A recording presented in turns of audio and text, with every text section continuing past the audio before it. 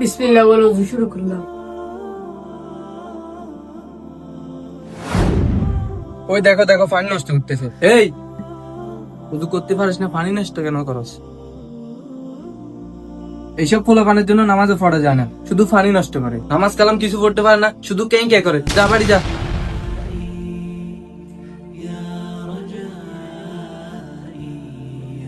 ভাই আমার উযু হচ্ছে কিনা দেখেন তো।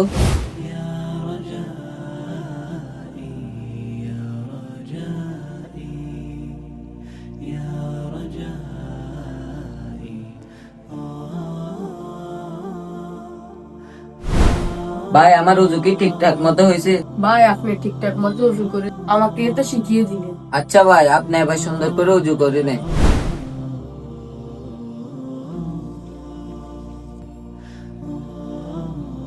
হুজুর দাঁড়ান।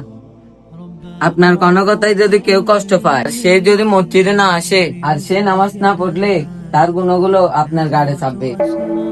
আর ভালো আছেন যদি কেউ মসজিদে আসে আর সে যত নামাজ পড়বে সব সওয়াব আপনিও পাবেন। তাই কথার মাধ্যমে কাউকে কষ্ট দেওয়ার আগে 100 বার ভেবে নিন।